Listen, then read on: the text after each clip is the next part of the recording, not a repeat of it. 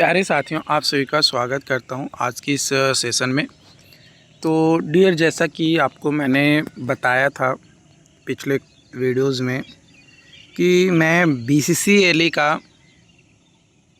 Cut off rank बताऊंगा कि कितना रैंक आपका होगा तो कौन सा कॉलेज आपको मिल सकता है और कौन सा ब्रांच मिल सकता है, उसके बारे में मैंने आपको अपडेट किया था।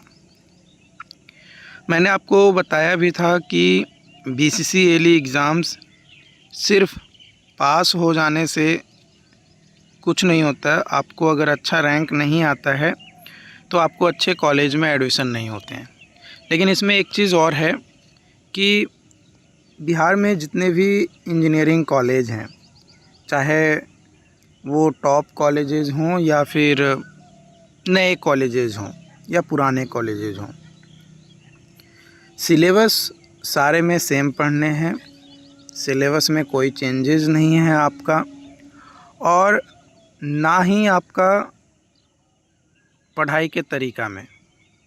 बस चेंजेस थोड़ी बहुत है कि जो पुराने कॉलेजेस हैं उसमें प्लेसमेंट होते हैं और नए कॉलेजेस में अभी थोड़ा टाइम लगेगा। लेकिन अगर आपके अंदर काबिलियत रहेगा, आपके अंदर जोश जुनून रहेगा, तो आप उस चीज़ को खुद से भी हासिल कर सकते हैं पढ़ाई के दौरान। तो यहाँ पे हम मुज़फ़्फ़रपुर में जो इंजीनियरिंग कॉलेज है, यानी Muzaffarpur institute of technology MIT, उसके बारे में हम सबसे पहले चर्चा करेंगे, क्योंकि one of the top college में से ये आता है और नंबर 1 पे MIT का प्रेफरेंस होता है। हर कोई चाहता है कि हमें MIT में एडमिशन मिले और हम एक अच्छा स्टूडेंट बनकर बाहर निकलें। ये हर किसी का ख्वाहिश रहता है। तो MIT में अलग अलग ब्रांचेस हैं, जैसे बायोमेडिकल रोबोटिक इंजीनियरिंग नया ऐड किया गया था, है ना। इसके अलावा केमिकल टेक्नोलॉजी, जो कि लेदर टेक्नोलॉजी, उसके बाद civil engineering, computer science and engineering, electrical engineering, electronics and communication engineering, IT यानी इंफॉर्मेशन टेक्नोलॉजी, मैकेनिकल इंजीनियरिंग, ये आपके ब्रांचेज हैं जो MIT यानी मुज़फ़्फ़रपुर इंस्टीट्यूट में आपका पढ़ाया जाता है। तो यहाँ पे हम सबसे पहले बात करेंगे सिविल ब्रांच के लिए, क्योंकि ज़्यादातर स्टूडेंट का जो डिमांड होता है सिविल ब्रांच के लिए होता है MIT में। लेकिन ये धीरे धीरे दौर जो है घटता जा रहा है। क्यों, मैं बता रहा हूँ। देखो, सिविल ब्रांच के लिए आपका UR रैंक जो है ना, यहाँ पे आप देखेंगे UR रैंक 5 से 11 तक, माने जिसका जनरल रैंक 5 से 11 यानी 11 रैंक तक अगर आपका जनरल रैंक है तो आपको MIT में सिविल ब्रांच मिल जाएगा। यानी 10 रैंक तक आपको MIT में मिल जाएगा, 10 से 11 रैंक तक। लेकिन उस में अगर हम कुछ कैटेगरी अप्लाई करें, है ना, जैसे फीमेल में UR हैं तो 42 रैंक तक, माने आप महिला हैं, है ना, तो आपको अंडर 40 रैंक आ रहा है तो आपका एडमिशन हो जाएगा। SC कैटेगरी में आपका 14 रैंक तक, और EWS में 30 रैंक तक, और EBC में 35 रैंक तक अगर आप फीमेल कैंडिडेट हैं और आप सिविल ब्रांच लेना चाहते हैं तो। वही अगर हम बात करें सिर्फ जनरल कैंडिडेट, मतलब जो आप गर्ल्स भी हो सकते हैं, बॉयज़ भी हो सकते हैं, दोनों में से कोई भी, तो जनरली बॉयज़ के लिए अगर हम बात करें, फीमेल के लिए क्योंकि सीटें तो अलग से रिज़र्व किया हुआ रहता ही है, इसलिए जनरल में हम बॉयज़ के लिए अगर लेकर चलें तो SC कैटेगरी में 1 रैंक वालों को हुआ था, है ना, जिनका SC कैटेगरी में रैंक 1 था वो, उनका UR रैंक अलग आएगा। SC रैंक 1 था, SC रैंक 1 था, यानी तकरीबन आपका 50 से 60 जनरल रैंक आपका होगा या 70 जनरल रैंक आपका होगा। आरसीजी में 31 रैंक, ईबीसी में 6 रैंक और बीसी में भी 6 रैंक तक आपका एडमिशन हुआ है। किस ब्रांच में? तो सिविल इंजीनियरिंग ब्रांच में एमआईटी में। वही कंप्यूटर साइंस की बात किया जाए तो जनरल का 21 रैंक तक हुआ है, एससी कैटेगरी में 3 रैंक, ईबीसी में 15 और बीसी में 12 रैंक तक हुआ है। अब एक चीज़ यहाँ पे क्लियरली मैं आपको समझा दूँ ताकि आपको कोई कन्फ्यूजन ना हो। जब आपका रैंक कार्ड जारी होता है ना, जब आपका रैंक कार्ड आता है तो इसमें 2 चीज़ होता है। पहला आपका यूआर रैंक और दूसरा कैटेगरी रैंक।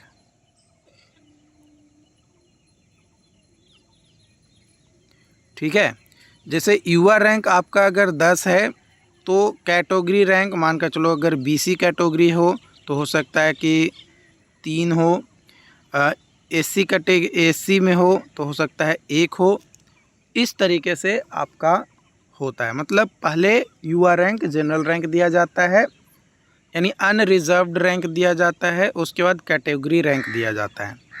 तो unreserved rank only for general candidates के लिए अप्लीकेबल होता है, और कैटेगरी रैंक जो कोई भी, मतलब जनरल अनरिजर्व्ड में तो आएगा ही आएगा, बस उसके साथ रिजर्वेशन भी अप्लाई होगा तो उसका कैटेगरी रैंक अलग दिया जाएगा।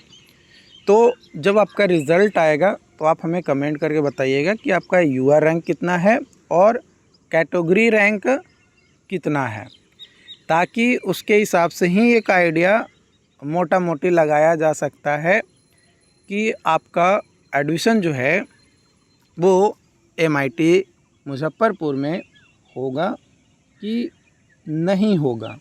ठीक है, तो हमने 2 ब्रांच के बारे में बता दिया, सिविल ब्रांच और कंप्यूटर साइंस ब्रांच। देखो बायोमेडिकल रोबोटिक्स के लिए बात किया जाए तो यूआर रैंक 889 तक हुआ है, ईडब्ल्यूएस में 467, ईबीसी में 892, बीसी में 914 और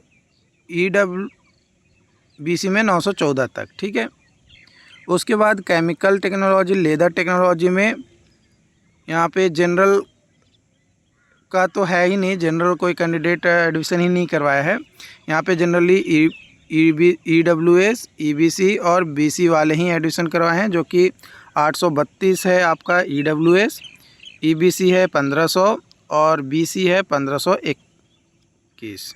ठीक है, उसके बाद आपका आते हैं हम यहाँ पे इलेक्ट्रिकल की बात किया जाए तो इलेक्ट्रिकल में फ़ीमेल में यूआर रैंक 32 तक और जनरल में यूआर रैंक 40 तक एडमिशन आपका हुआ है, यानी 34 से 40 के बीच में आपका रैंक है, मतलब 40 तक रैंक है तो आपका एडमिशन हो जाएगा।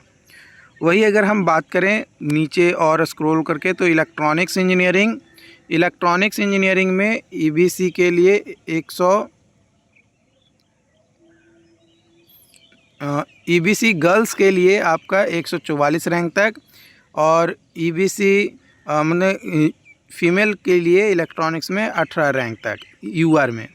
वही जनरल में अगर बात किया जाए तो यूआर रैंक 93 तक एडमिशन हुआ है और ईबीसी में 40 रैंक तक आपका हुआ है। मैंने ईबीसी में 40 रैंक है, यानी 16-17% यानी आपका रिजर्वेशन है, तो उसके हिसाब से आप कितने कैंडिडेट है उसके हिसाब से रैंक आप मान कर चलो। तो 40 है तो 40 गुने 3 यानी 4×3 = 12, यानी तकरीबन 100 इनका जनरल रैंक होगा तकरीबन, तब इनका 40 यहाँ पे दिया गया है ना। तकरीबन 2.5 गुना के आसपास आपका रैंक जो है वेरिएशंस होता है कैटेगरी से। उसमें आईटी में अगर बात किया जाए जो तो जनरल रैंक आपका 193 तक एडमिशन हुआ है। वही अगर हम बात करें मैकेनिकल में तो मैकेनिकल में अगर हम देखें तो मैकेनिकल में आपका 41 रैंक तक आपका एडमिशन हुआ है जनरल रैंक के हिसाब से। बाकी कैटेगरी रैंक के हिसाब से थोड़ा बहुत आपका वेरी करता है, जो कि आपके कैटेगरी के हिसाब से डिपेंड करता है। यानी अगर आपको एमआईटी में एडमिशन लेना है, एमआईटी में एडमिशन लेना है चाहे कोई भी ब्रांच हो, आप ये सोचते हो कि कोई भी ब्रांच मिले, बस मुझे एडमिशन जो है MIT में ही चाहिए, तो आपको अंडर 100 रैंक जो है आपको हासिल करना होगा। अंडर 100 रैंक आपको हासिल करना होगा। अगर आप अंडर 100 रैंक हासिल कर लेते हैं तो MIT के किसी भी ब्रांच में आपको एडमिशन हो सकता है। लेकिन अगर आप सिर्फ जनरल कैंडिडेट हैं यानी अनरिजर्व्ड कैंडिडेट हैं तो आपको अंडर 30 रैंक लाना होगा, तब जाकर आपको MIT में एडमिशन मिल पाएगा। तो ये MIT मुजफ्फरपुर में कितने रैंक तक आपको एडमिशन हो सकता है 2026 में, उसके बारे में मैंने आपको यहाँ पे अपडेट किया। इसी तरीके से बिहार के 38 इंजीनियरिंग कॉलेज हैं, सभी इंजीनियरिंग कॉलेज के बारे में हम 1 बाय 1 आप लोगों के साथ साझा करेंगे ताकि आप लोगों को आइडिया लग सके। और एक चीज़ और, जब आपका रिज़ल्ट आए तो आप अपना फीलिंग हमारे साथ शेयर कर सकते हैं। आप अपना शॉर्ट वीडियोस बनाकर हमारे साथ शेयर कर सकते हैं, या फिर आप हमारे साथ एक इंटरव्यू सेशन भी जो है लाइव आ सकते हैं। अगर आपको लगता है कि हम जो इन्फॉर्मेशन प्रोवाइड करते हैं वो आपके लिए बेनिफिशियल रहा है तो आप अपना इन्फॉर्मेशन हमारे साथ ज़रूर शेयर करिए कि आप कैसे पढ़ें, कैसे अच्छा रैंक प्राप्त किए, ताकि उससे और भी लोगों को मोटिवेशंस मिले। क्योंकि आप लोगों का सहयोग, आप लोगों के सपोर्ट के कारण से ही लोगों को और मोटिवेशंस मिलता है। हम तो अपना काम करते रहते हैं, लेकिन जब तक आप में से कुछ लोग बाहर नहीं निकलते हैं, लोगों को बताते नहीं हैं, तब तक कुछ भी बेहतर नहीं हो सकता। कई सारे लोग ये सोच लेते हैं कि मेरा तो एग्ज़ाम निकल गया, हम आगे लोगों के लिए क्यों मदद करें। ये सोच मेरे हिसाब से गलत है। आपको अपना काम बन गया तो दूसरे के लिए आप नहीं सोच रहे हैं, ये गलत है। आपको उनके लिए भी सोचने की ज़रूरत है। आपका एक छोटा सा सहयोग काफ़ी ज़्यादा लोगों को मोटिवेट कर सकता है, काफ़ी ज़्यादा लोगों को हेल्प कर सकता है। तो रिज़ल्ट आने के बाद आप छोटा सा वीडियोज़ आप हमारे साथ ज़रूर शेयर करिए। आप अपना फीडबैक, आपने कैसे पढ़ाई किया, क्या क्या पढ़ाई किया, तमाम चीज़ें। अगर आप हमारे साथ इंटरव्यू सेशंस में जुड़ना चाहते हैं तो उसके लिए आप हमें 7488414543 ये हमारे टीम का व्हाट्सअप नंबर है। इस व्हाट्सअप नंबर पे आप हमारे टीम को मैसेज कर दीजिएगा कि हाँ, हम इंटरव्यू सेशंस में लाइव आना चाहते हैं, एक दूसरे से बात करना चाहते हैं। हम बताना चाहते हैं कि लोगों को कैसे मोटिवेटेड रहना चाहिए, कैसे पढ़ाई करनी चाहिए और किन चीज़ों को फोकस करना चाहिए। आपने कब पढ़ाई स्टार्ट किया था, कितने दिनों में आपने कंप्लीट किया था, तमाम चीज़ें आपसे सवाल जवाब होगा उस इंटरव्यू सेशन में। तो आप व्हाट्सएप पे पहले जुड़कर हमारी टीम से बात कर लीजिएगा, क्या है क्या नहीं है, उसके हिसाब से फिर उसकी प्लानिंग किया जाएगा। लेकिन ये चीज़ें स्टार्ट होगी आफ्टर रिज़ल्ट, है ना, रिज़ल्ट आने के बाद। और जब आपका एडमिशन हो जाएगा तो उसके बाद एक बार फिर से हम लोग जैसे रिज़ल्ट के बाद हम लोग आए, वैसे ही एडमिशन होने के बाद भी तकरीबन 10 से 15 दिन बाद हम फिर से ज्वाइन होंगे एक साथ और जानेंगे कि किस तरीके से वर्क होता है, किस तरीके से लोग एक दूसरे से जुड़ते हैं, किस तरीके क्या फीलिंग आता है एडमिशन हो जाने के बाद, उस पे भी हम लोग चर्चा करेंगे। तो बस आप लोगों का सहयोग और सपोर्ट की ज़रूरत है, क्योंकि आप लोग में से कुछ लोग सपोर्टिव तो रहते हैं, बट कुछ लोगों को थोड़ा लगता है कि हम करें ना करें, करें या ना करें, कुछ हो तो नहीं जाएगा। इस तरीके की सोच भी कई सारे लोगों का होता है। ओके, तो जो लोग भी चैनल पे पहली बार आए हैं और जो भी सपोर्टिव है उन सभी को थैंक यू। एंड इसी तरीके का और भी कॉलेज का मैं वीडियोज़ आप लोगों को प्रोवाइड करा दूंगा 1 बाय 1, क्योंकि अभी रिज़ल्ट आने में 20 से 25 दिन का टाइम लगेगा। तो 20 से 25 दिनों में हम आपको सारे कॉलेजेस का प्रोवाइड करा दूंगा ताकि आपको एक मोटा मोटी आइडिया लग सके।